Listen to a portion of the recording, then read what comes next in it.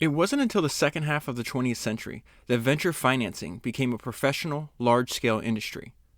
And the man who led that transformation was George Doriot. I can't recall exactly when I first came across the name of General George Doriot, but I do know that in 2002, when I looked into the sparse literature on the history of venture capital, his name kept popping up.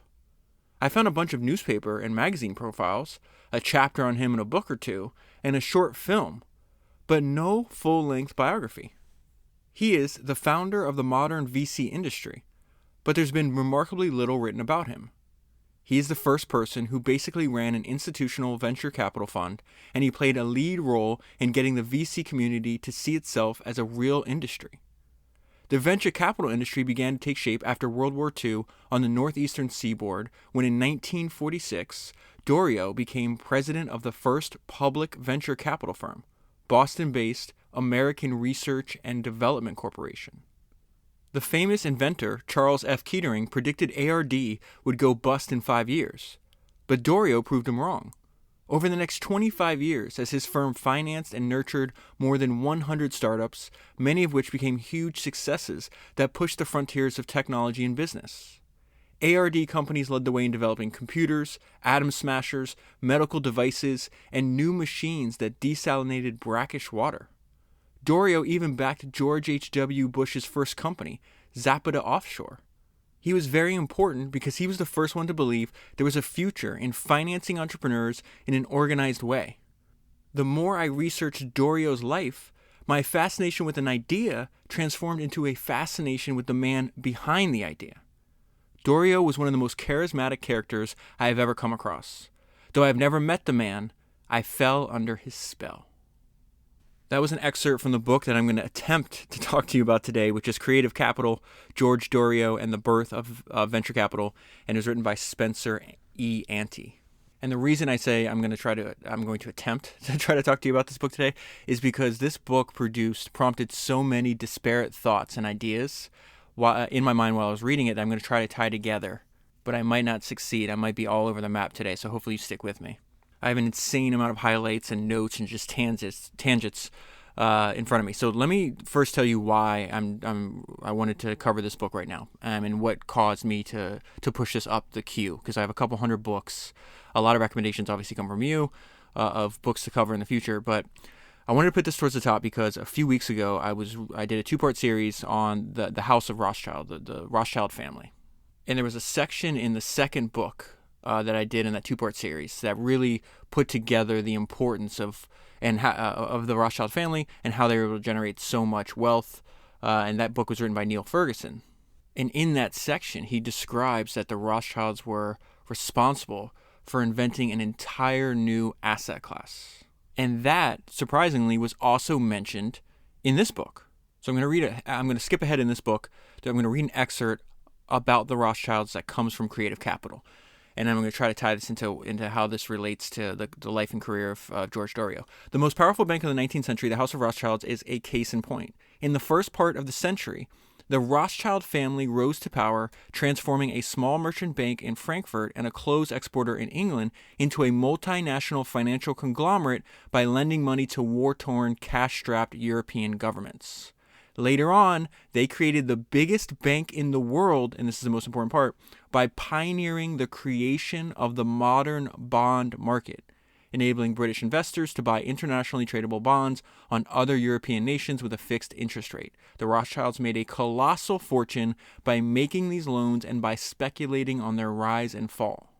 So that summary that's in this book is an extension of what Neil Ferguson wrote in his book, The House of Rothschilds. Money Profits is the subtitle of that book. It's one I covered a few podcasts back. But this idea that they created an entire new asset class, now you fast forward 200 years later, the international bond market is something over like $100 trillion, $120 trillion. And when I learned that or read that just blew my mind. It's like the idea that something so large and something so important was invented by just a person. It reminds me of the Steve Jobs quote, which is, I think he said this at a commencement address. Let me actually get the entire quote real quick. This is what Steve Jobs said.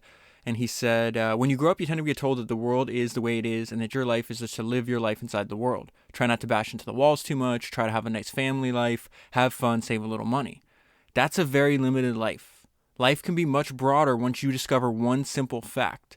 Everything around you that you call life was made up by people that were no smarter than you. And you can change it. You can influence it. Once you learn that, you'll never be the same. So think about all the industries, all the people that are involved in the international bond market today that started with just an idea. This idea that humans in the past, today, and in the future will constantly create new asset classes. Okay, so that's the one idea from the Rothschild. The second thing is, so that's like the larger picture. The second thing that I thought was so interesting that I learned in that book is you can create an entire new asset class, right? But then inside of that, you can find something that you deem valuable. And you can collect and accumulate as much of this thing that you think is valuable as possible, right? So what I mean by that is in the book, it talks about they were obsessed with accumulating gold. And they talk about this in the letters within the family that like, no, we're just going to stack. This is our old habit of accumulating gold. And this is in like the early 1800s. Think about how difficult it would be. They would buy gold all over the world. Any kind of person, government, whatever the case was, that was selling gold, they would buy it.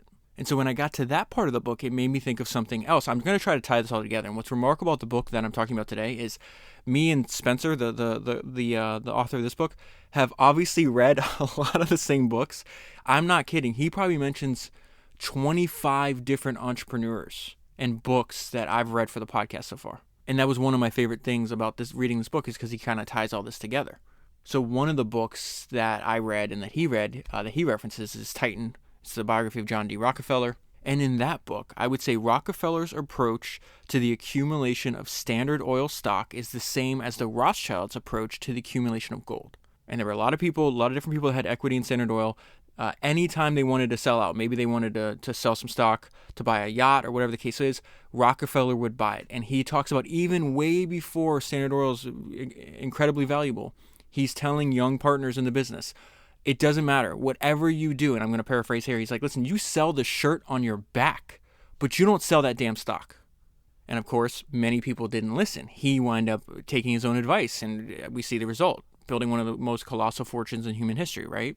So that leads us to this book and why I wanted to read that. I was like, okay, so you have people throughout human history, humans decide something is valuable, way before we even had this thing called money.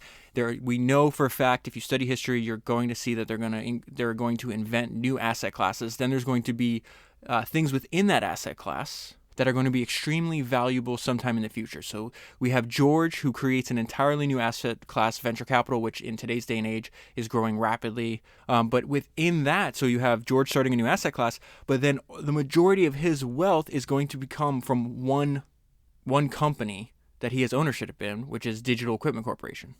So at the same time I'm reading all these books and I'm having these thoughts, I watch and listen to this interview by Marc Andreessen. And anytime I can hear Marc speak, I do. I find him a very interesting thinker. He's extremely well read. And it hit me, and it only hit me because I've listened to a bunch of talks by Marc Andreessen, right? And it only hit me because I happened to be reading these two books at the same time.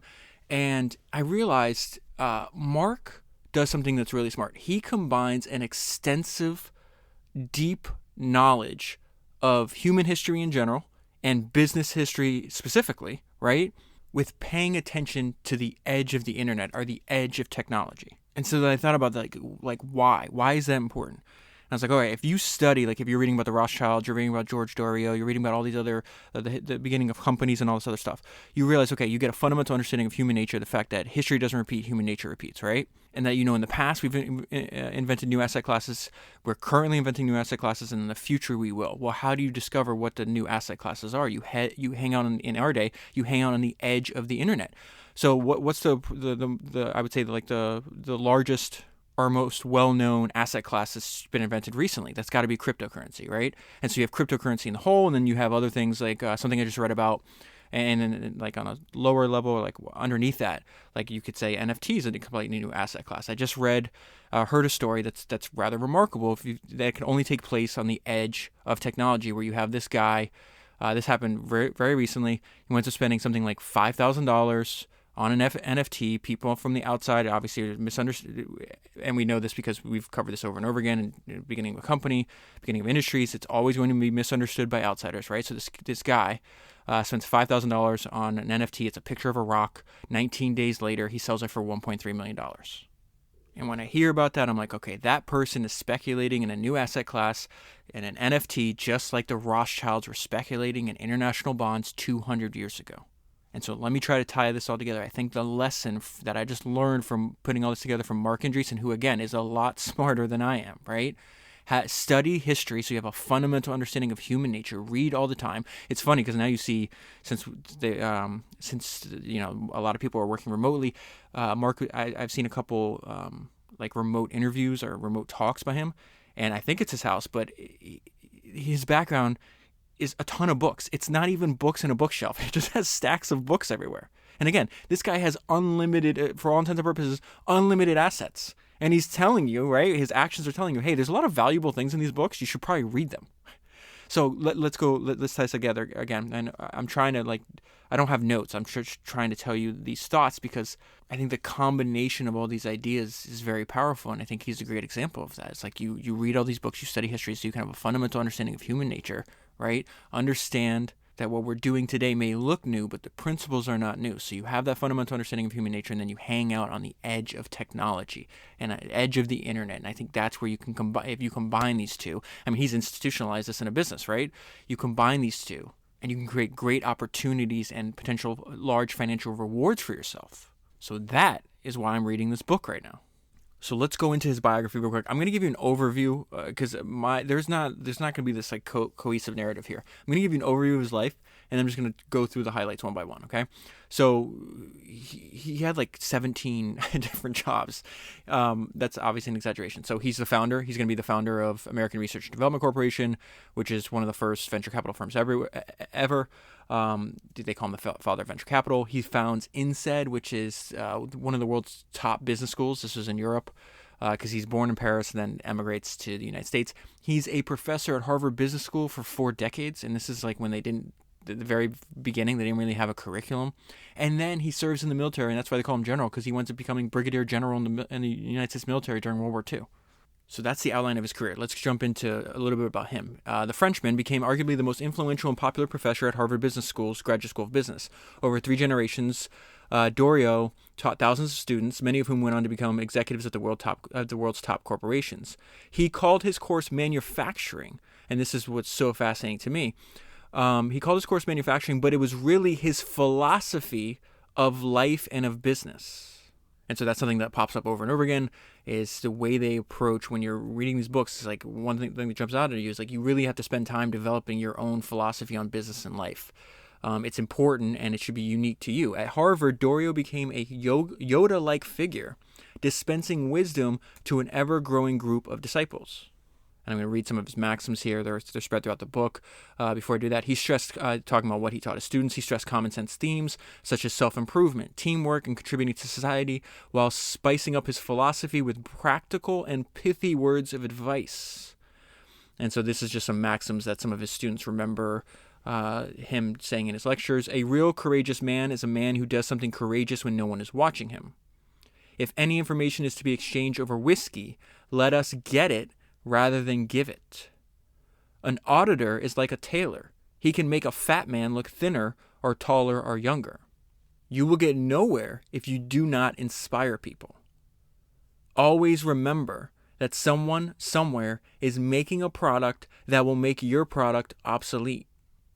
And then it talks about the fact that he was just way ahead. They call him a visionary in the sense that like his ideas, many of which come to fruition many decades later, and are actually only successful after other people can apply them in the future.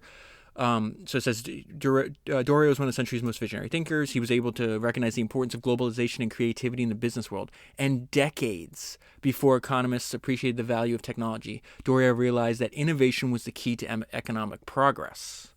And that is one of the most interesting parts of the book, and I think what is most influential to the world that we live in today is like all the value is coming from these big stodgy companies. He's like, no, the value is on the edge. It's for the startups, the new entrepreneurs, the engineers, the innovators, the people that have an idea and a product that will actually change. It's not coming from these big, large corporations that turn into these like slow-moving bureaucracies. So it says, during World War II, Doriot played a critical role in the Allied victory and learned how to become a venture capitalist. That was actually a fascinating part I'll talk to you more about in a little bit. As the head of research and development in the office of the Quartermaster General, he led a revolution in the military by applying science to the art of war. Under his command, the U.S. Army found substitutes for critical raw materials, developed new innovative items such as water-repellent fabrics, cold-weather shoes and uniforms, nutritious compact food.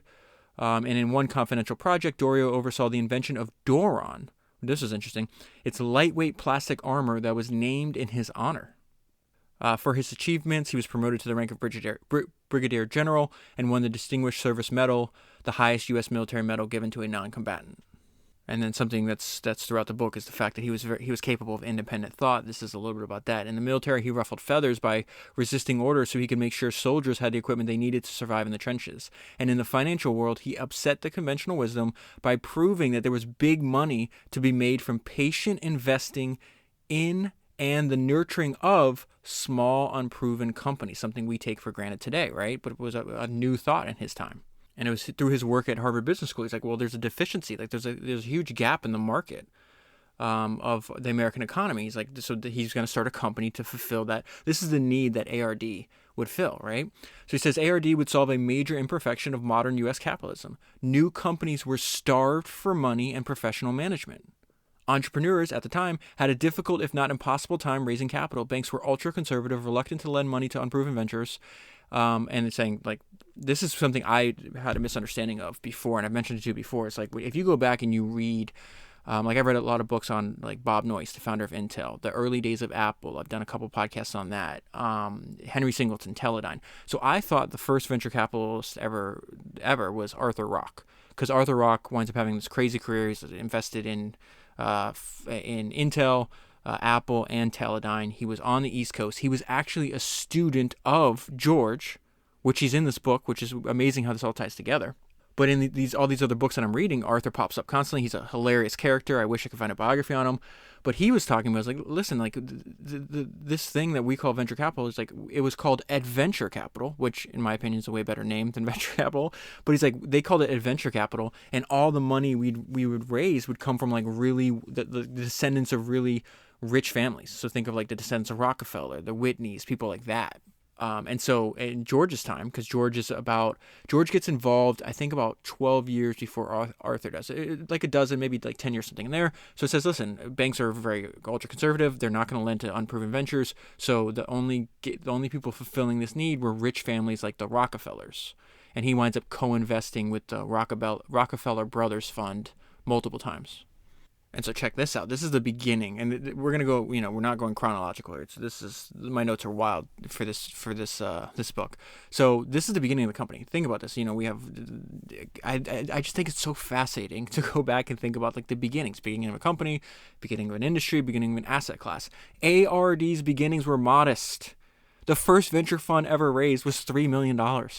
I think when he dies, if I'm not mistaken, his part of DEC, when he dies, it just one company, and he invested over 100, right? It was worth $59 million, and he dies in the 80s. So that's like, that's for inflation, it's probably a couple $100 million today. I don't know the exact number. So again, big things start, quote from Jeff Bezos, big things start small. The biggest oak starts from an acorn. You've got to be willing to let that acorn grow into a little sapling, and then finally into a small tree, and then maybe one day it'll be a big business on its own. And we see that here, $3.4 million. Just one company invested in for himself. Obviously, the other people involved, the founders involved, other people made a lot more money. $60 million when he dies. Okay, so it says, this is funny. This is what we would call marketing today. Doriot, I'm going to call him George because I'm probably mispronouncing his name. George also exerted an influence through his writings, speeches, and ARD's annual meetings. So we would call that marketing today. He believed in building companies for the long haul. That one sentence is going to give him all kinds of trouble. Because at the time, it's a public company. They want earnings right now. And this is something that he winds up, a lot of his students wind up going, and they move to the West Coast. They start all these venture firms. Some of them are still in existence today, like Greylock. And they wind up fixing the fatal flaw that George had, and I have more notes on this in the future, is the structure. And it wind up, he had all kinds of issues with the SEC he has to go to war with, the IRS. He winds up losing all of his top talent later on because he just can't compensate them. In like one case, they wind up, like his second or third in command winds up incubating a company, helping a company grow. The founder of that company makes $10 million. The person that led the investment and discovered the opportunity got a $2,000 raise. So it's another example of just learning from the mistakes. So it says, George often worked with a company for a decade or more before realizing any return. That is why he often referred to his companies as his children. And now we get to a main theme. Before I read the very next sentence to you, he was all about people. He thought people made all the difference in the world. The person that actually taught, I think, teaches that point, how people are way more important than anything else, is if you read Ed Catmull, his book Creativity Inc. I did a podcast on it a long, long time ago, maybe in like the 30s, something like that. People would make the argument that Ed Catmull might be the greatest manager of creative people ever. But he has a couple quotes from his book I want to read to you. Ideas come from people, therefore people are more important than ideas. Getting the team right is the necessary precursor to getting the ideas right. And one more quote, if you give a good idea to a mediocre team, they will screw it up. If you give a mediocre idea to a brilliant team, they will either fix it or throw it away and come up with something better. Based on my reading of this book, I think George would agree with that quote. So he says, when you have a child, you don't... let me tell you my note here. I want to make money, but I won't disregard a good person for a slightly better return. When you have a child, you don't ask what return you can expect. He was quoted in a Fortune magazine story. Of course you have hopes. You hope the child will become president of the United States, but that is not very probable. I want them to do outstandingly well in their field. He never had children of his own. He's talking about the companies he's working with, right? And a lot of the people, because he winds up being a decade or two older, he has like surrogate sons. Like there's 3 people in particular that he winds up thinking of as adopted sons, for lack of a better word. And if they do, the rewards will come. But if a man is good and loyal and does not achieve a so-called good rate of return, I will stay with him. If I were a speculator, the question of return would apply. But I don't consider a speculator constructive. I am building men and companies. And so this idea of developing relationships was extremely important. Ken Olsen, who's I'm going to talk about later, he's one of the founders of Digital Equipment Corporation, which is George's biggest hit he's ever done. They have like a very close relationship, and they had one way before Digital Equipment Corporation turned into the gigantic company that became. And there's actually somebody actually sent me a book recommendation that there's a biography on Ken I haven't read yet. It's called The Ultimate Entrepreneur. And so that idea, I am building men and companies. That is also very similar. We saw that there's a few people that popped to mind when I read that sentence. It's actually when you think of Bill Bowerman, co-founder of Nike, he was building track stars at Oregon, right? Phil Knight was one of his runners. But his concern was what kind of man you would be after you left and matured into full adulthood.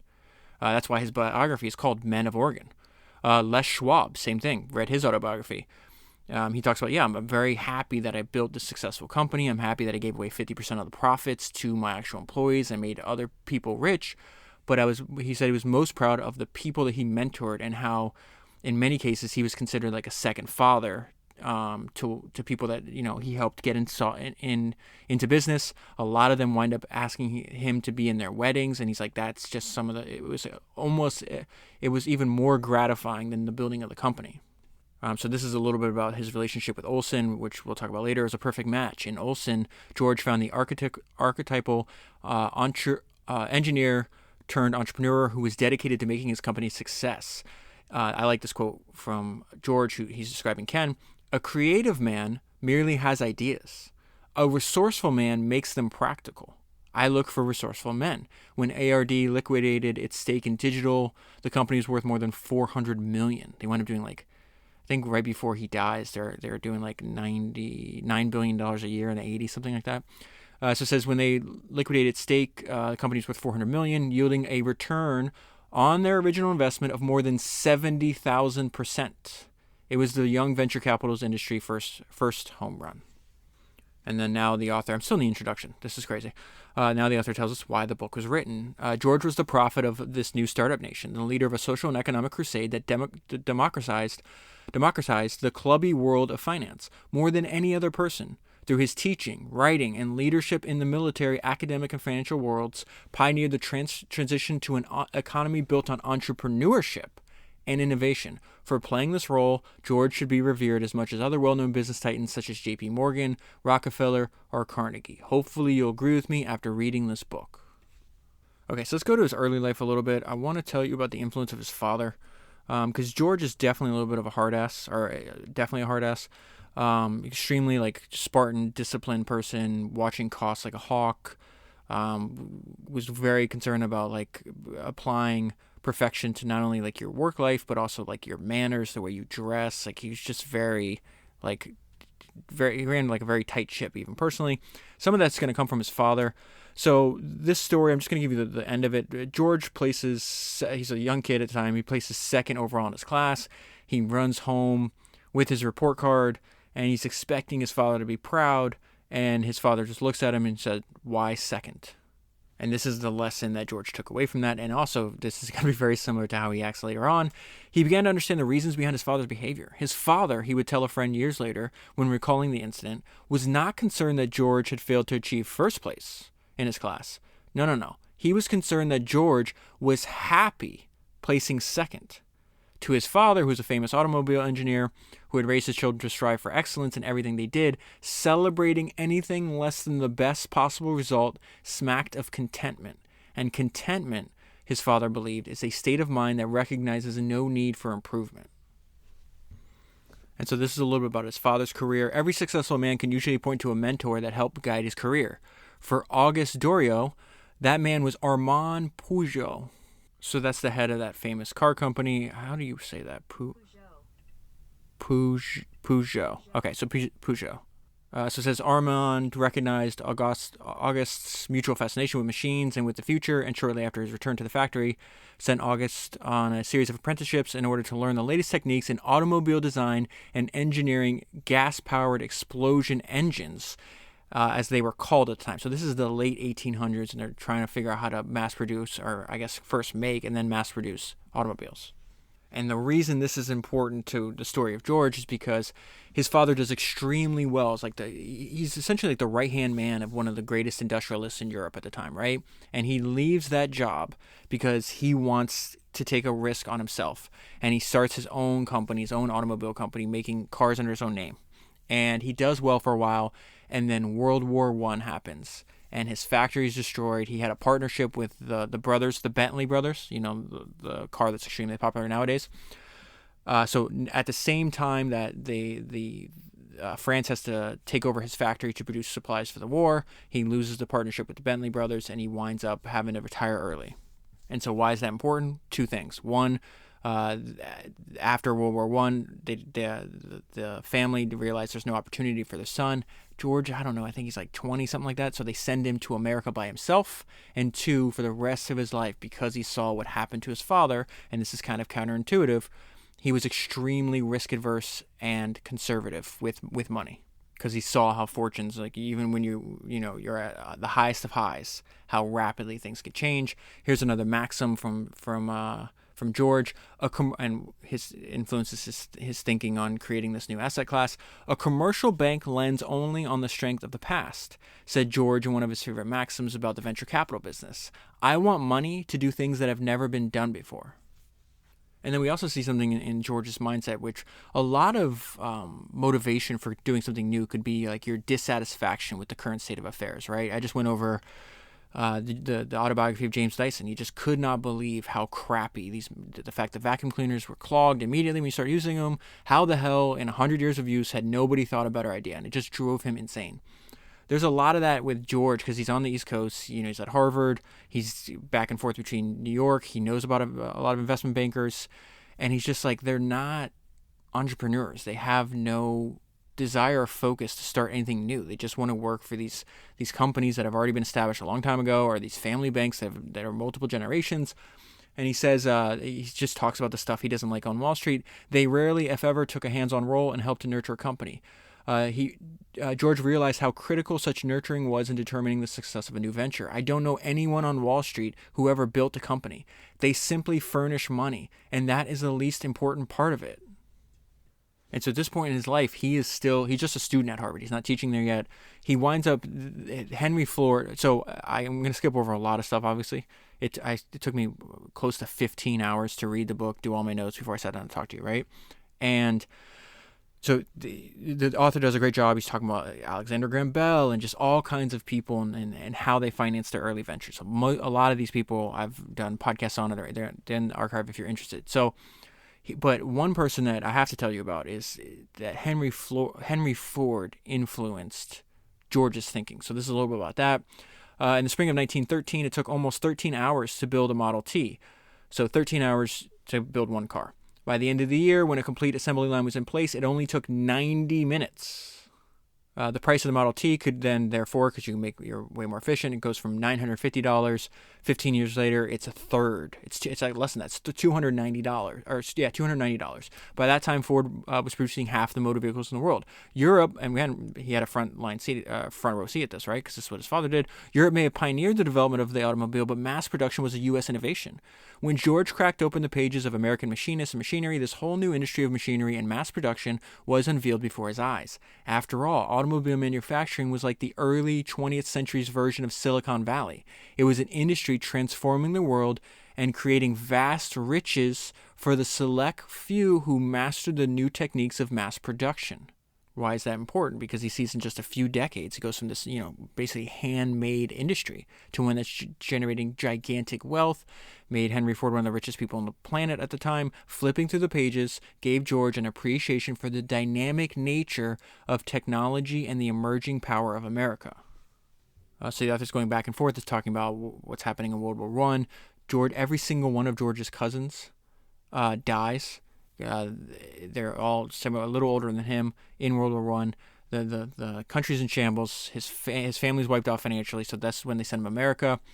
And I already told you this, but I'm going to read this to you. One of the things that profoundly affected George was his father getting wiped out financially. It affected his attitude towards risk. He was very, very cautious. And then we see a young George go through something that is every human goes through. He's on a boat heading to a country. Well, not everybody goes through this experience, but this idea of like, what does my future hold? Like, what is actually going to happen to me? He had no family or friends in the United States, nor much money to fall back on. He was facing the most difficult challenge of his life, standing on the deck of the sea, looking out into the deep, dark void. George must have wondered, what does my future hold? What am I going to make of myself? And what happens if I fail? And so we're going to see this fear of failure that's extremely powerful. One of my favorite ways to illustrate this is if you ever hear Jimmy Iovine talk, he talks about this. He's like, listen, you need to make fear a tailwind instead of a headwind. Fear, in most cases, it stops people from trying. Jimmy used it as fuel. And in that great documentary, Defiant Ones, he talks about it. Jimmy says, fear is a powerful thing. It's got a lot of firepower. And then he goes on to talk about making fear a tailwind instead of a headwind. Anyways, the reason I bring that up is because there is a cautionary tale to this story too. This fear of failure turns George into a workaholic, 7 days a week, always on it, just completely obsessed.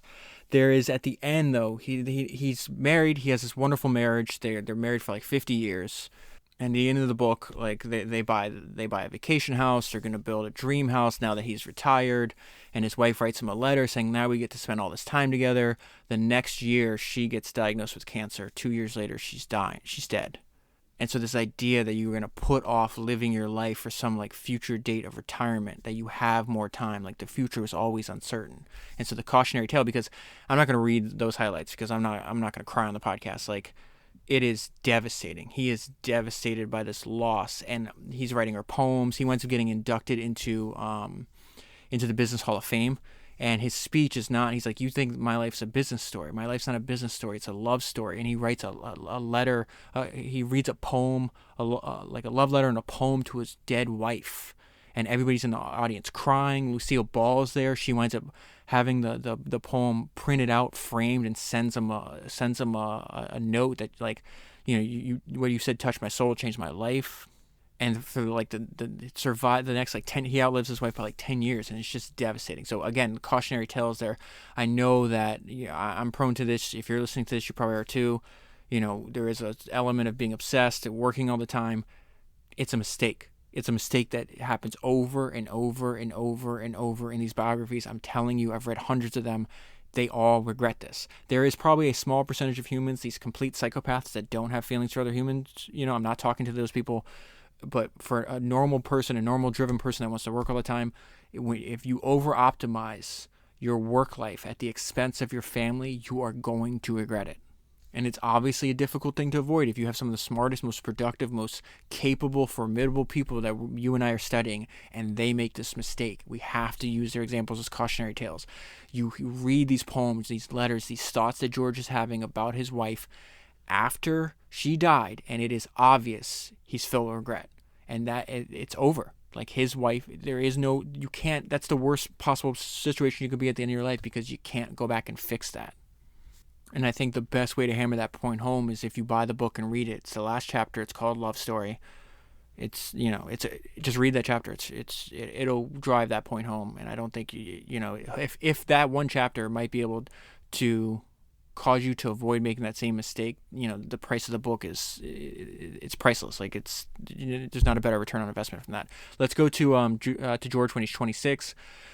He's working in investment banking, and he hates it. His outspoken temperament did not fit well within the staid environment of an investment bank, and he was never obsessed with accumulating extreme wealth, the chief lure of the investment banking game. So it was not at all too surprising that when the dean of the Harvard Business School asked George to come back to Massachusetts and become an assistant dean, George accepted the offer. And so this is going to be his 4-decade-long association with the Harvard Business School.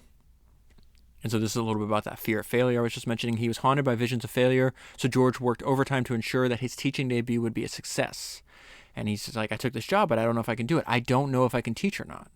And so he figured the way to increase his chance of success is just spending more time at it. At least it was a subject that I felt close to, and I had studied it very hard. So I spent hours and hours and hours at night studying, and I took further courses.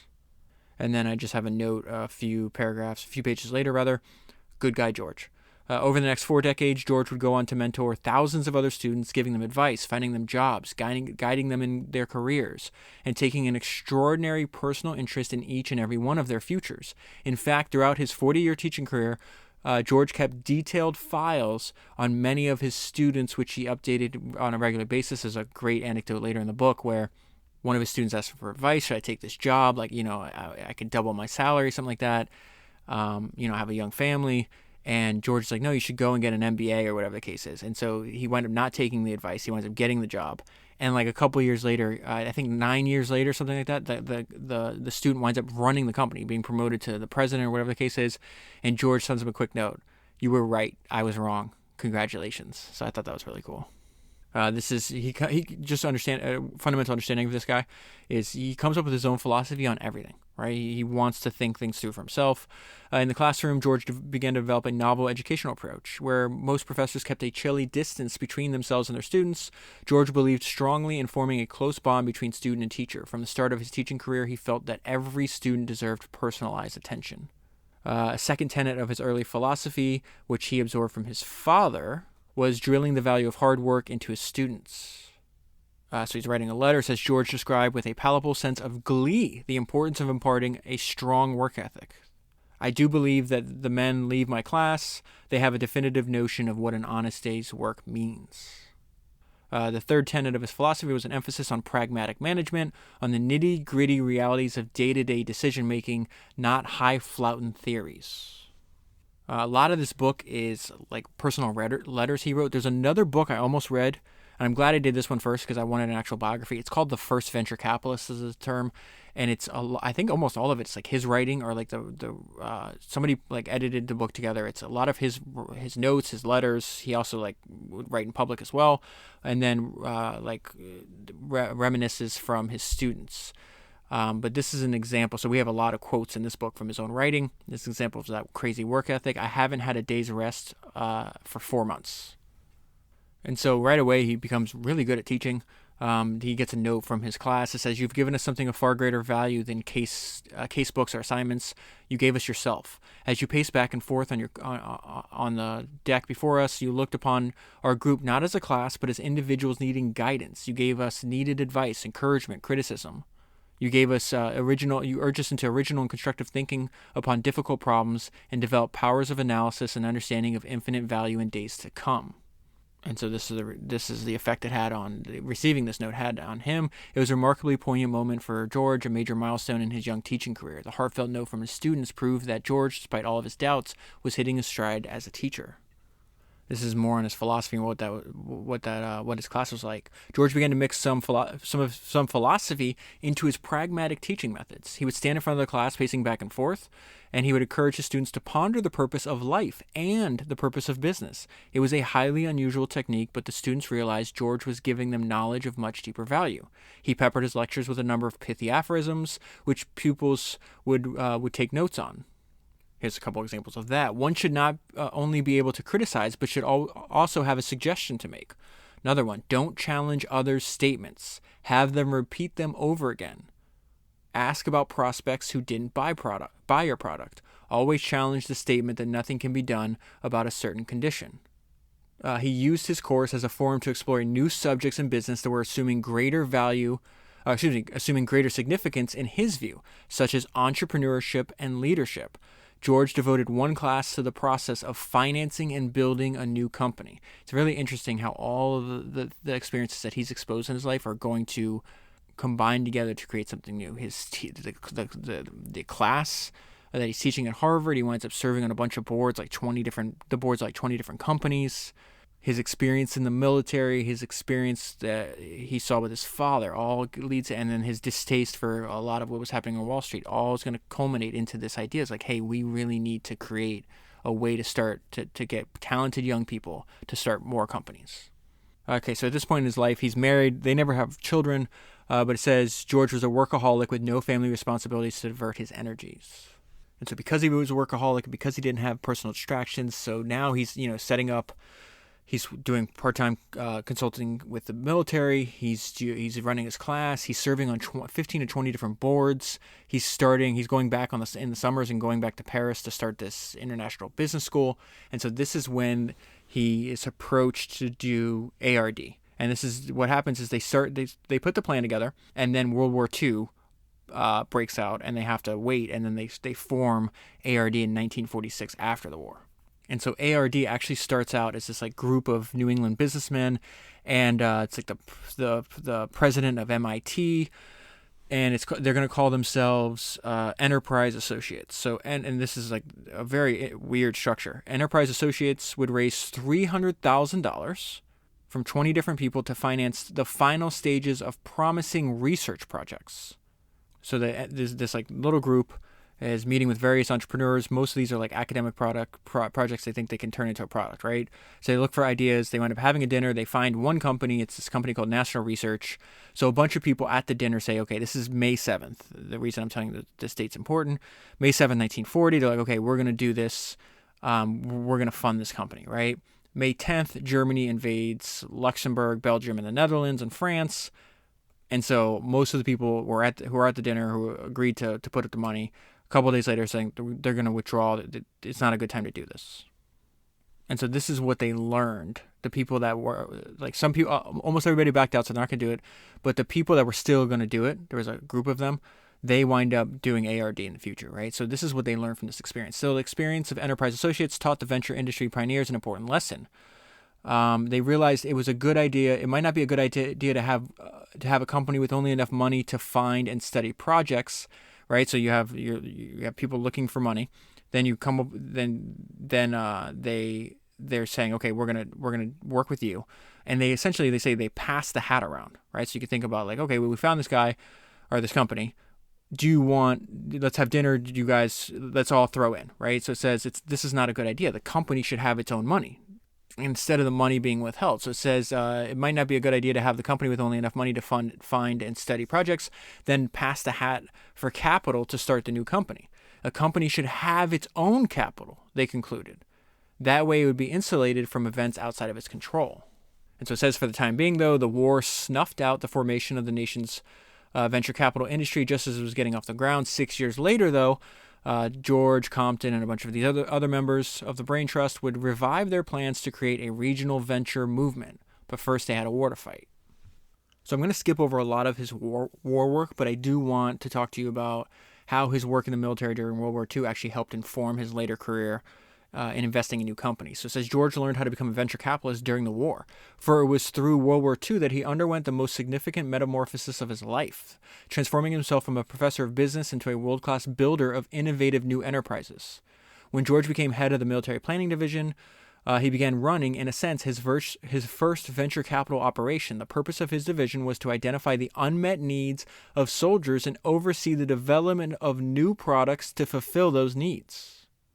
One thing he learned, he had a bunch of different offers because he had done consulting and stuff for the military before through his position at Harvard Business School. And so he's got a couple different opportunities to choose, like, who's he going to work with.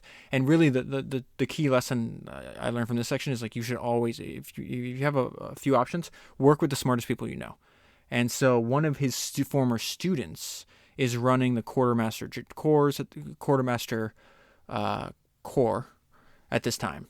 And so he says, I had several other offers from different parts of the Army and Air Force, but he explained the decision later in his life. The only reason I went to the quartermasters is that I considered General Gregory the most intelligent officer I knew.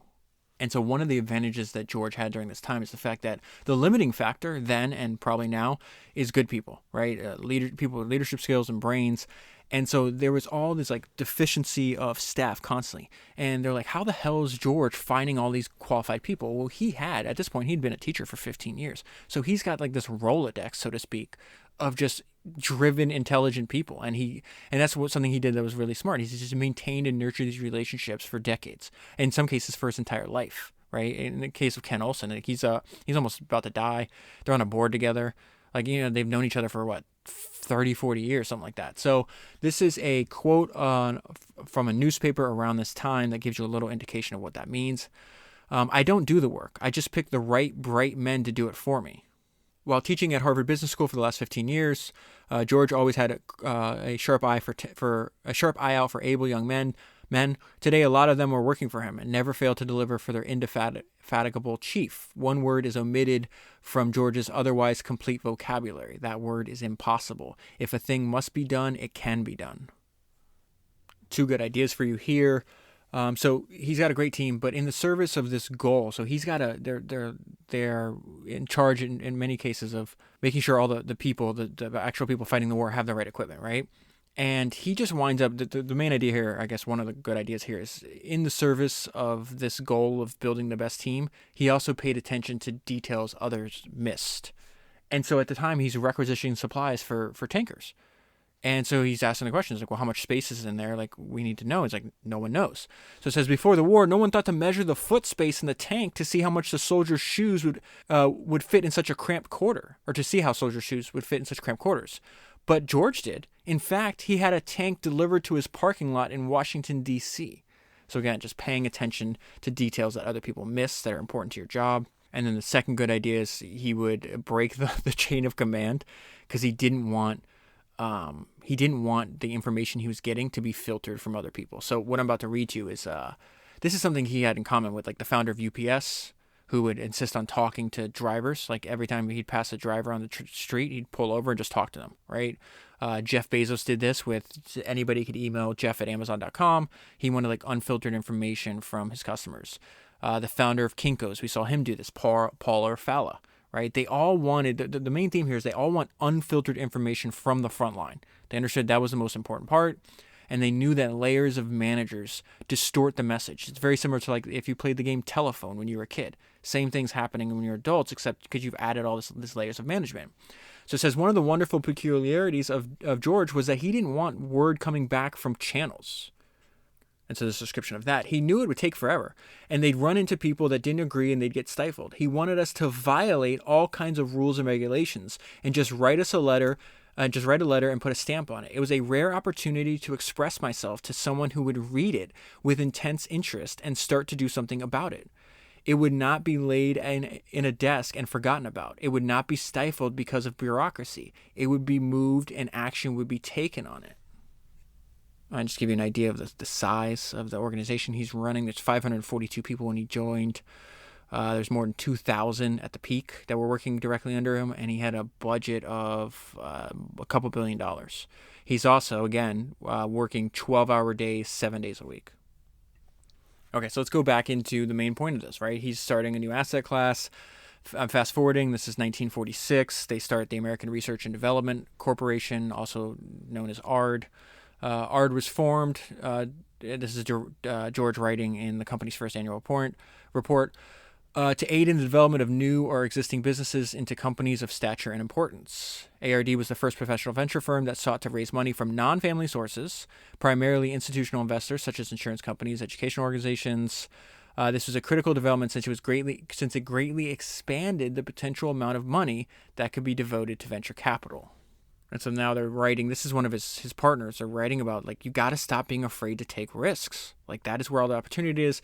We have the greatest number of possibilities for new investments. We have various means for selecting the most attractive possibilities and for spreading the risk on those selected. Does this not furnish a sound business basis for trying new methods of applying development capital? We cannot depend safely for an indefinite time on the expansion of our old big industries alone. We need to create new ones, right? That's where all the opportunity is. We need new strength, energy, and ability from below. We need to marry some small part of our enormous financial resources to the new ideas which are seeking support. And this is a big headache they wind up having. The idea of venture capital was so new that ARD's founders were forced to re-engineer aspects of various financial regulatory structures in order to make their idea viable. I'm going to omit a lot of this because they go into way more detail than I want to on the podcast. But the reading of this is like, there's just all these arbitrary rules. And what's so interesting to me is, like, they didn't just accept, oh, this is how it rules. Like, no, they thought, okay, the way you have this set up precludes me from pursuing this opportunity. So guess what? I'm going to get these laws changed. Before ARD could offer its stock, for instance, it had to obtain a number of exemptions and there's all these. And the reason I don't want to read all this to you is because, like, it's like kind of boring in the sense that, like, the Investment Company Act of 1940 and this other, like, there's all these little weird rules and acts and pieces of legislation that have been passed decades before that would preclude opportunities that George and his team were trying to pursue, 30, 40 years into the future. And so one way they get one of these changed is because, like, the guy that wrote. So let's see George was hated by the fact that one of its board members, this attorney, was also counsel to the National Association of Investment Companies that helped write the Investment Company Act. This is a little bit about what kind of projects they're looking to fund. The firm set clear guidelines for making an investment. Projects should have passed the test tube stage. They should be protected through patents or specialized knowledge and techniques, and can afford an attractive opportunity for eventual profits. And so what they do is they say, hey, we've raised a little bit of money.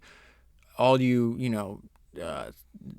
people doing experiments, all you people with long-haired, crazy ideas, come to us. And so they get, they get, I don't know, hundreds of pitches, and then they only select obviously a few. This is just a few about them. They go into so much more detail, but there was, like, for example, these are some of the first few ones. The company developing a handgun that melted car engine grease by vaporizing a solvent and injecting it into automobile transmissions. They funded 2 MIT scientists who were developing a 2 million volt generator that was 8 times more powerful than existing machines. Another company that sold radioactive isotopes and made radiation detection machines. This is right at the very beginning of nuclear age. And then we see a quote here from George talking about a good synopsis of his idea. George best explained the formula in his 1949 annual report. A team made up of the younger generation with courage and inventiveness, matched together with older men of wisdom and experience, should bring success. And so part of this was interesting to me is because they're a public corporation, they have, like, this immense, like, pressure from other people, or misunderstanding, maybe is a better way to put it. They might have, like, selling assets sooner than they'd want to. This is one of their first small wins. If they held on, they could have made more money.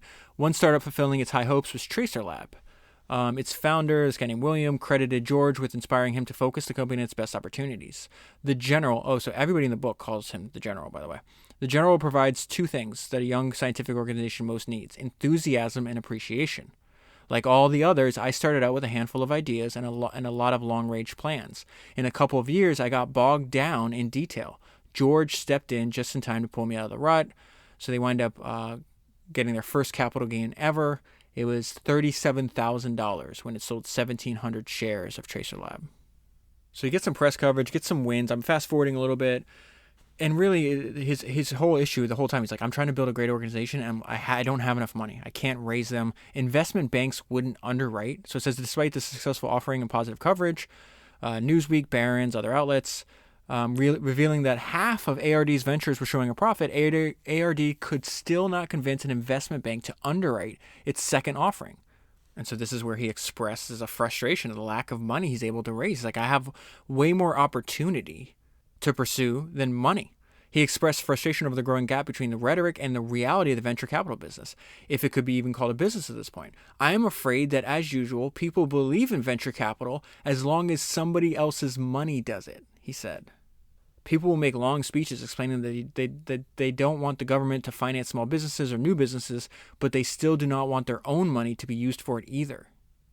No, this another great thing about reading this book is like he's pretty funny. This made me chuckle, and it also, talks about he's a bit of a hard ass. On his desk, he kept a stopwatch. Sometimes I use it to see how long it takes someone in a meeting to tell me the same thing 3 times, he said. So the book goes into all detail, like very interesting. Like each company will have like several paragraphs of what's happening in it, what they do.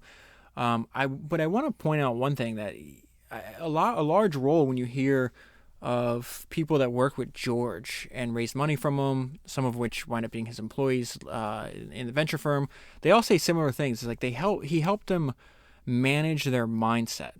And so I think this is an example of that. The general understood that this would be a slow thing, said the founder of High Voltage. At early board meetings, I would try to give an accurate counting of the profit and loss. He would look through me and ask what I really thought. George's outlook, this is the founder still talking, George's outlook inspires and transforms my own, lifting me above the worried plane that he was on. Grappling with these myriad challenges led George to believe that managing talent was the most important ingredient in the startup equation. And this is what he says about this, and the note of myself, I already told you, this is about Ed Catmull. It's very similar to what Ed Catmull said about people being way more important than ideas. So he's just as George writing in his annual report, an average idea in the hands of an able man is worth much more than an outstanding idea in the possession of a person with only average ability.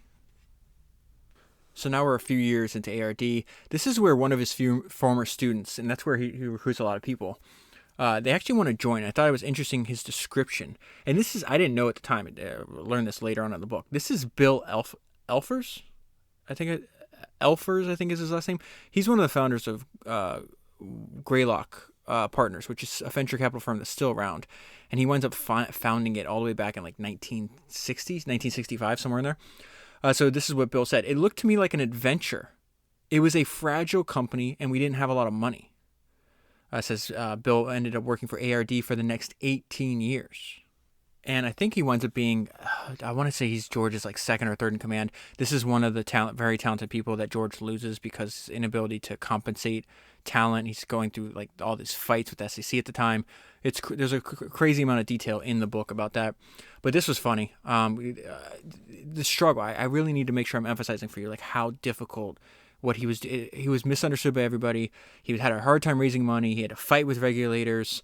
They had pressure because of the structure of the business to produce immediate profits, which doesn't go along with new business creation normally, right?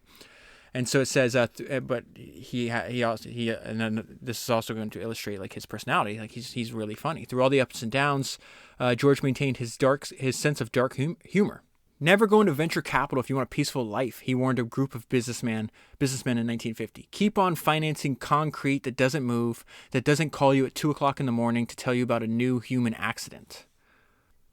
And this is an update. We're about 5 years into the business, so it's very much like a take 1 step forward, 2 steps back, 2 steps forward, 1 step back kind of thing. By the end of 1951, combined sales of ARD's portfolio companies doubled to 40 million. And total employment rose to 3,000 workers. They've made 26 investments at this point. 21 reported profitable operations. And so you have a decent beginning, but then again, from the outside, everybody's misunderstanding this. So like at the same time that their portfolio, they're making $40 million in sales. They have 3,000 employees of all the portfolio companies. The Dow Jones average increased 14% that year.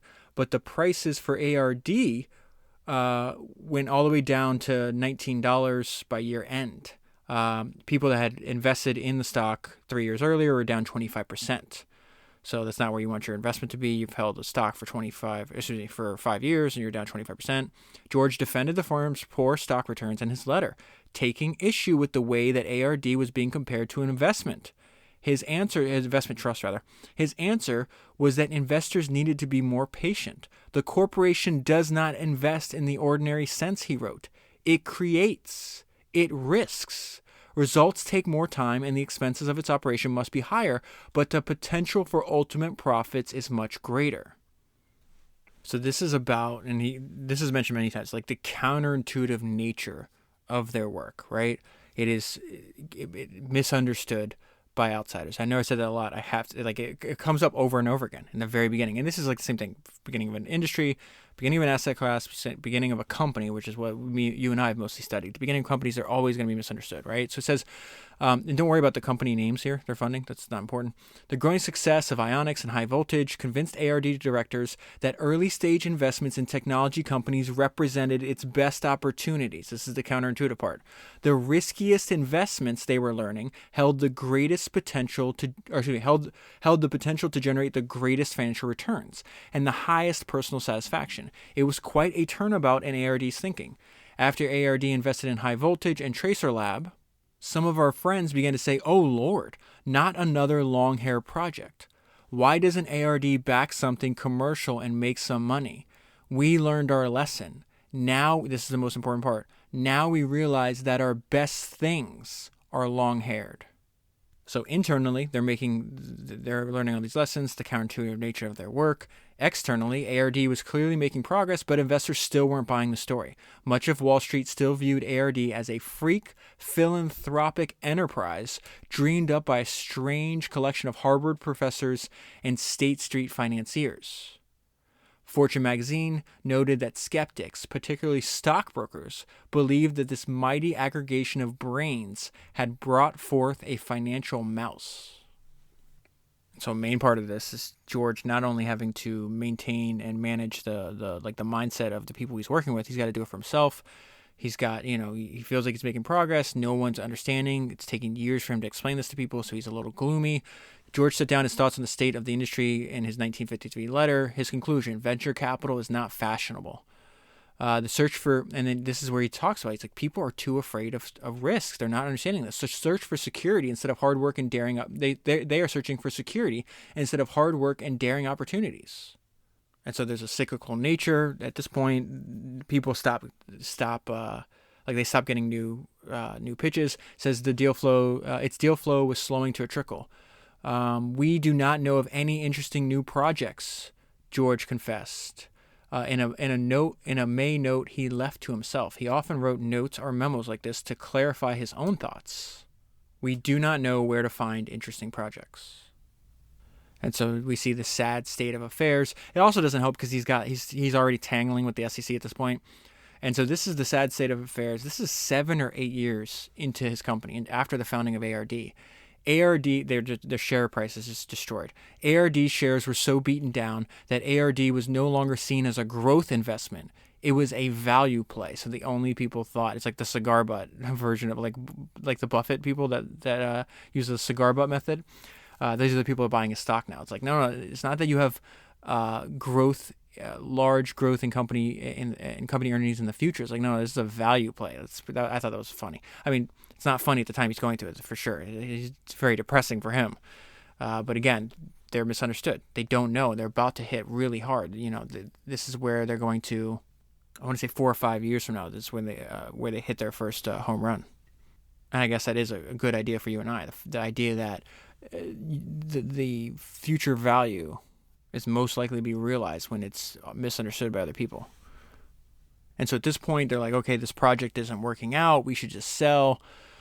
I'm going to read the sentence to you because this gives you good insight into his personality. His own treasurer suggested that they should give up and they should sell ARD.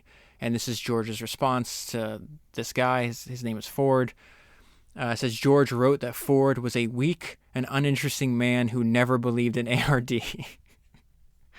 So it's like, all right, you're on my team. We're good. Oh, you go against me? You're weak and uninteresting. then you have no belief. And so now we're going to go, this is a summary that we're 10 years in. 10 years into his company, ready? A decade after its founding, George had led ARD to a fairly successful record thanks to 10 years of trial and error. ARD had begun to codify the principles of venture investing. It had nurtured several innovative and successful businesses, and it had found a way to deliver operating profit and a modest capital gain. But ARD had yet to fulfill its grander ambition of creating a venture capital community, nor had it produced a blockbuster company of stature and importance. But that was all about to change. And so this is where Ken Olsen comes in, the beginning of Digital Equipment Corporation. I want to pull out a quote from Ken because I thought this was interesting. So this is a great foundation for a company, right? So he says, he's talking about his own motivation for what he's trying to do. We felt electronics was going to revolutionize industry, right? So that's his reason for starting DEC. Think about it. A great foundation for a company that could be applied to other things. We felt blank was going to revolutionize blank. He filled in those two blanks with electronics is going to revolutionize industry. But if you have this fundamental belief like Ken did, we felt blank was going to revolutionize blank. And so there's a description of like what Ken's doing in this life. Ken's doing at this point in his life. He's helping the U.S. Navy. He's a student at MIT. But I want to pull this out because it talks about he was given an opportunity. So it says in 1952, Olsen, a cocky 26-year-old, was asked to participate. So he's extremely blunt with his ideas. He pushes forward. Now, that word cocky is important. Let's go back to Nolan Bushnell. Remember, he started one of the, if not the first, one of the very first video game companies, right? And he talks about the importance of being cocky. Perhaps everyone has creative potential, but only the arrogant are self-confident enough to press their creative ideas on others. Why is he bringing that up? Because he was a mentor for Steve Jobs. He hired Steve Jobs at 19. Steve Jobs starts Apple at 20, if I'm not mistaken. Let's go back to the full quote. Perhaps everyone has creative potential, but only the arrogant are self-confident enough to press their creative ideas on others. Steve believed he was always right and was willing to push harder and longer than other people who, and this is the important part, who might have had equally good ideas, but who caved under pressure. Steve is not one to cave under pressure. Ken is not one to cave under pressure.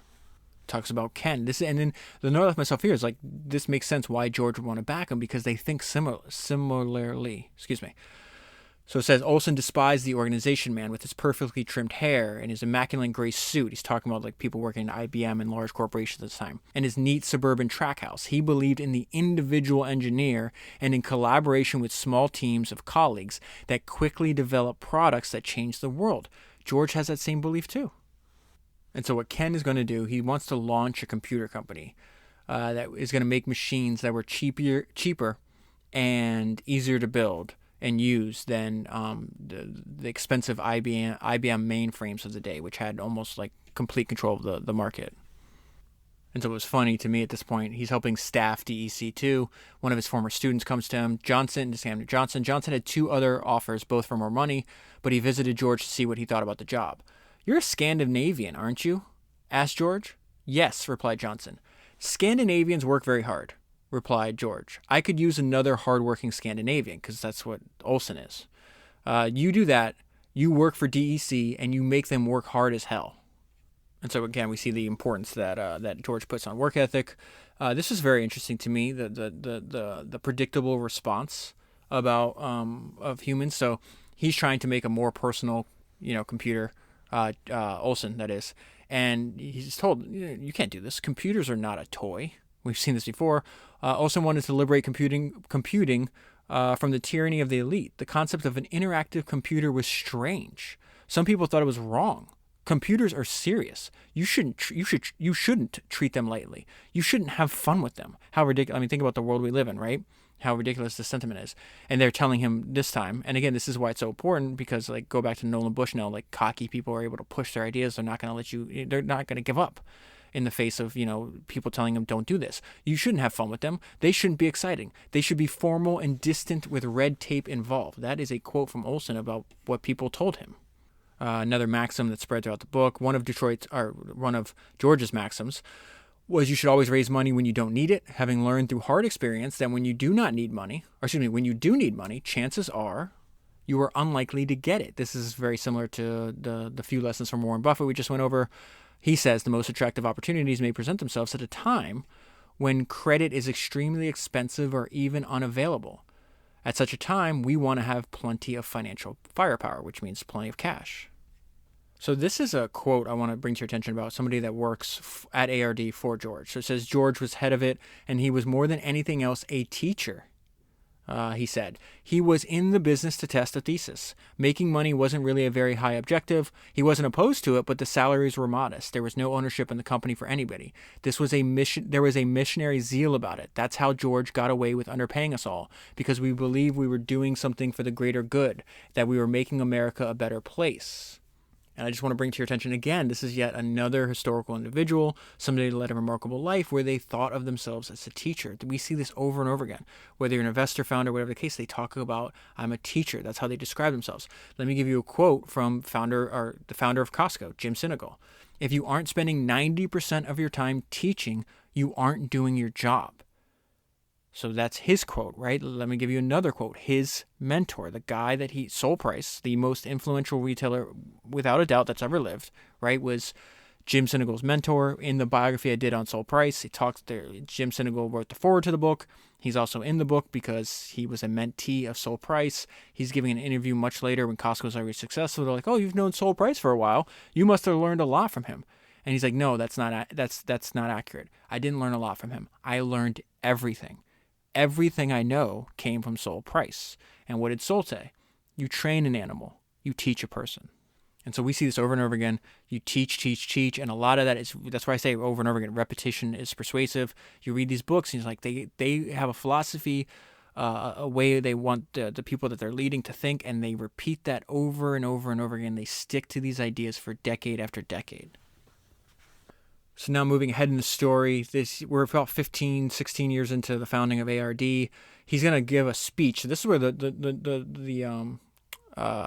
am I stuttering?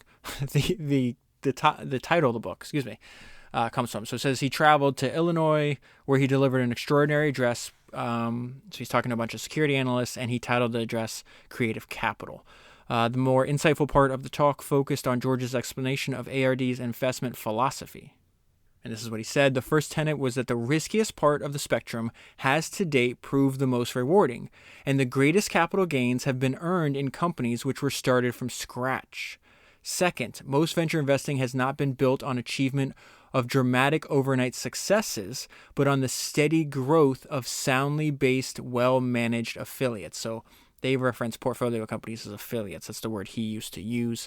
And that's what he kept talking about. He's like, listen, yeah, we're a public company. You want me to make money this quarter. It's like all the money is in the future. It's not built. It's built on the achievement is built on, not on dramatic overnight success, but on steady growth over a long period of time. Third, technology has proved a rewarding field for American research and is particularly well suited for creative capital investment. Why? He says the reason. In specialized technical areas with products protected by patents and know-how, it is easier for small companies to compete with large organizations. I think a lot of people probably still believe that but he's saying that in 1961. Then he goes into what is his role? What is his contribution in all this? He says his biggest hurdle was usually convincing these small yet proud companies that they needed outside help. George didn't hold that against him. He knew that if entrepreneurs weren't self-driven and a bit egotistical, they would be punching the clock for IBM or General Electric. So he has a fundamental understanding of the mindset of the entrepreneur, of the person that he's working with. That's extremely important, right? He's like, listen, I don't hold that against you. I know you're a little cocky, you're driven, a bit egotistical, and if not, you'd be working at a big stodgy company. You wouldn't even be interested in starting a company. You have to be somewhat crazy to want to start a company. The general closed his lecture by stressing the importance of management assistance in the venture business. There is always a critical job to be done. There is a sales door you can open, a credit line to be established, a new important employee to be found. So he's talking about all the stuff that he's helping his companies do, right? Or a business technique to be learned. The venture investor must always be on call to advise, to persuade, to dissuade, to encourage, but to help build. Then, he's talking about if you're doing this, then venture capital becomes true creative capital, creating growth for the company and financial success for the investing organization. And so this is also, I think, one of the benefits, and what I was trying to explain to you earlier, or maybe at the very beginning, is the fact that you may have a belief about something that's misunderstood by outsiders, but like George had a fundamental belief in what he was doing, right? He's like, this is a great opportunity. This makes too much sense. We have to do this, right? And for a decade and a half, people are not understanding. Eventually, they agree, but they agree later, right? And what was fascinating to me is, so ARD was majority owner of DEC, right? So Digital Equipment Corporation, this gigantic multi-billion-dollar company that's going to happen. They own like 70% of the company, something like that, right? And they could have sold out for quick, guaranteed profits. And George rejected every offer. And so, like, you have huge companies trying to, like, Xerox comes to him, HP, Hewlett Packard comes to him. All these other firms are like, hey, we want digital, we want to, but like, just book this profit, dude. Give us this company. What are you doing? Like, just take the money and run. And George is like, no. He said no. He rejected literally every single offer. And his bet, he's like, well, I think the company could prosper on its own. It doesn't have to be a part of a larger company. And the reason I bring this to your attention now is because when he's saying that, it's like, it's not at all certain that he's correct. And so this is Ken, who, George could have just sold Ken's company out from under him. And this is what Ken said. He's like, listen, ARD wouldn't buy and sell companies at the first opportunity. This sounds obvious, but it's very hard for someone who owns a major part of the stock to be patient. The general really preached this, and more importantly, he really practiced it. And so there's two ideas that came to my mind when I got to this section of the book. So sometimes I look back at some of the books I read and I'm like, man, I don't know if I should do books on entrepreneurs that are still active, right? Like, maybe that's so premature. Like, maybe I should just focus on people that are very close to retirement or dead, right? And so a long time ago, I read a book on the early days of Snapchat. And now in hindsight, I'm glad I did, because we see like what happened there. And so when I get to this section about like George making a really smart decision by not doing something, right? And then you look at like Evan Spiegel's decision, like he had the opportunity, like how it's so bizarre to me and admirable, right? Because I probably would have sold if I was in his shoes. Like, you compare like the two different paths of Instagram and Snapchat, right? Nothing wrong. Like, I'm not poking fun at anybody, because I think the main founder of Snapchat, or excuse me, Instagram, I think it's Kevin. I think they sell for $1 billion. I think he winds up getting $140 million. I don't know how old he was at the time. I don't know, 30 years old, something like that. In hindsight, I was like, oh, can you believe? Like, it's funny because at the time it was like, Mark Zuckerberg is insane. He's spending $1 billion for his company. It's not generating any revenue, right? Now, if it was spun out by its own, it's what, hundreds of billions? Who knows? What is the value? A lot more than $1 billion. Whatever number you want to put on it, we can all agree on that. So you criticize Mark for doing it at the time, and then everybody's like, yeah, good for you, Kevin. Now it's like, oh, Kevin sold, and you can't listen to outside people, but he left so much money on the table. Yeah, but how hard? Like, think about it, you're 30 years old, right? You're not rich by any means. I don't think you're wealthy, obviously, at that point. He's like, somebody's offering to give you money, like you're set for life. That's extreme. I'm trying to set this up to realize how difficult it is to do. And so Kevin, winds up losing control of his company later on, gets $140 million. I'm not gonna hate on the dude. I'm doing the same. I'm most likely making that same decision, right? Even if people think it's a mistake in hindsight. And maybe if you have just like this fundamental love. Let me go off on a weird tangent I had at dinner last night too. We were talking about people that love what they do, and I was like, you know what? I have a weird thought that's been coming to my mind lately about maybe we don't actually know that right definition of love what you do. And they're like, what are you talking about? I was like, well, if like the person you're talking about, you say they love what they do, there's a price, right, that you could pay them that they stop doing that, right? And they're like, yeah. I was like, I never thought about this too before I started reading all these books, but I'm like, if you truly love what you do, and if you want to, this is like an extreme mindset, so I'm not saying this makes sense for everybody, but like if you truly love what you do, there's no amount of money that somebody could pay you. Like, how much would you have had to offer Steve Jobs to sell Apple to you? The answer is nothing. All the money in the world, that dude is not selling Apple. How much would you have to pay Warren Buffett to not work at Berkshire? Well, he's worth what? I don't even know how much. Billions, like billions and billions of dollars. He's in his 90s, still going to work. That is how you know they love what you do. So anyways, that's just happened to be a conversation I had last night. It's also, I think, influenced by some things that I thought about when I was reading this book. So let's go back to this. It's like, okay, so that's the routes that Instagram shows. And then you look at like still young kid in his 20s. I forgot how old he was, right? Evan Spiegel, Mark Zuckerberg comes to you, says, hey, I'll give you, that's a nice little app you got there, nice little company. I'll give you $3 billion for it. And you ghost them. You ignore them. You're like, no, I'm not selling it. And so in that book, I think it's called How to Turn Down $1 Billion, it says Evan was obsessed with Snapchat being a permanent company. And he said it was his best idea that he'll ever have. And he's not going to sell his best idea to anybody else. And then I also in that book, what I found interesting is you learn is who are Evan's two heroes? Steve Jobs and Edwin Land, both of which there's not a dollar you could have paid Edwin Land to sell Polaroid. There's not a dollar you could have paid Steve Jobs to sell Apple. So how the hell did this young kid have such a sophisticated understanding of that, right? And what's the result? So the note I left myself on this page is Evan, that came to mind when I talked when it talks about George is not selling DEC, right? Is Evan Spiegel's decision not to sell to Facebook, is it not one of the greatest investment decisions of all time? It has to be. And so that leads me to my second note. Something I subscribe to very few newsletters. There's one that I do like a lot because it's so eclectic and bizarre, and it's actually free to read. It's called, you can go to libertyrpf.com, libertyrpf.com. And I've read this quote in his newsletter. And do you know who Nick Sleep is? I didn't know who he was. Liberty's like an investor. He just curates a lot of interesting like ideas, and so I learned a lot from reading his newsletter. Anyways, he had a quote about Nick Sleep's just prolific investor. I think he had like a decade where he returned like 1,000%, something like that, right? And so Nick Sleep says something that was fascinating that ties together what happened with George and what I just said about Evan. He says the best investors are not investors at all. They are entrepreneurs who never sold. Okay, so let's move on. This is, again, another, I think one of the main points here is just the fact that like if you have a fundamental understanding of your company and what's happening, it's always better to go with what you think than what the external world says. And in this case, he winds up, unfortunately, the part of the external world is this regulator that's just hammering him. I'm laughing. It's definitely not funny if you were George at this time.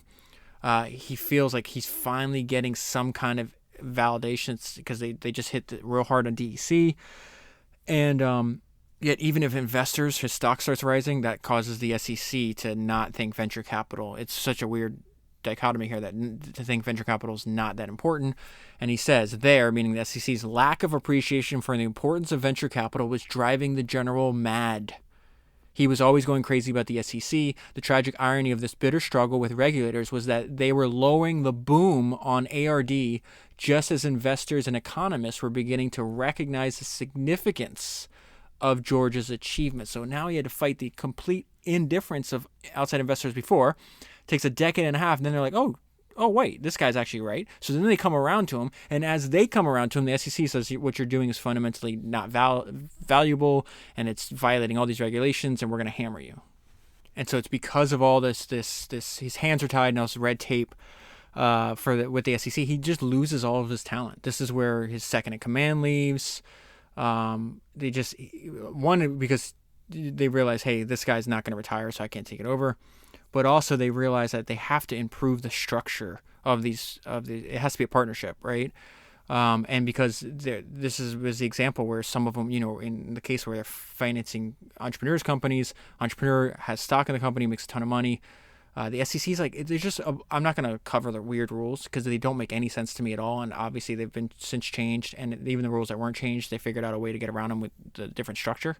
But really the point of like reading this is just like, we do have to learn from the mistakes of other people. Like we need these like George is in a sense like this sacrificial lamb. He didn't know when they set up the company this way that this is going to 20 years in the future is going to cause him to lose all of his talent. So it says this is where Bill Elfers leaves, starts his own company. There was one more reason Elfers left.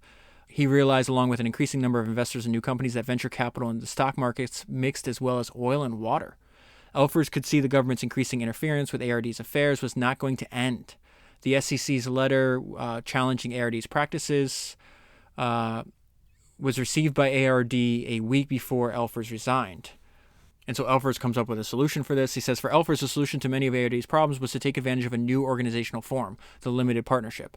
Although it might be too complicated to convert ARD into a partnership, it was not too late for Elfers to form his own. He would not be the first person to realize the advantages of such a structure.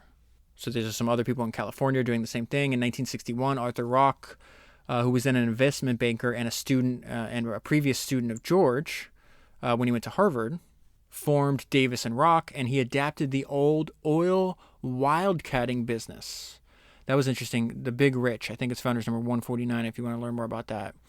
Adopting the old oil wildcatting business, the limited partnership offered several distinct advantages over the publicly traded investment company. So they're talking about the difference of what the people that came after George did that improved on what the mistake George made, but George didn't know his mistake when he made it, right? So it says they had distinct advantages over the publicly traded investment company. General partners who ran the firm received not only a management fee that covered salaries and expenses, they also, and which George had to figure out through operating profit, right? They also received a share of the capital gains. That feature eliminated ARD's compensation problems, which led to obviously everybody leaving. You're not going to have talented people stay if they can't be paid well. The firm's limited partners also maintained a long-term horizon that allowed them to forego dividends or interest payments. But this is the important part, that overall his thesis was correct. It was really mind-blowing that you could take a small amount of seed capital and get ownership of a company that was worth more than IBM in a fairly short period of time. During the course of its existence, ARD financed 120 companies, but it was the development of digital equipment that allowed George to accomplish his ultimate goal. George was very important because he was the first one to believe there was a future in financing entrepreneurs in an organized way. And I'll end with some highlights from a speech that he gave when he retired. There's two ideas here for you. Here's the first one. Remember, and this is really important, remember that our happiness is in direct proportion to the contributions we make. In other words, how we serve other people. And then he ended his speech with one of his favorite stories. On a road somewhere, 3 men were breaking stones. They were asked what they were doing. One said, earning a living. Another said, I break stones. And the last one said, I help build cathedrals. Let us build cathedrals together. And that is where I'll leave it. For the full story, you got to read the book. If you want to buy the book, if you buy the book using the link that's in the show notes in your podcast player, you'll be supporting the podcast at the same time. If you want to support a friend and the podcast at the same time, there's a link below where you can buy a friend a gift subscription to Founders, one that never expires, so they have access to Founders for as long as Founders exists. So there's a link below for that. That is 203 books down, 1,000 to go, and I'll talk to you again soon.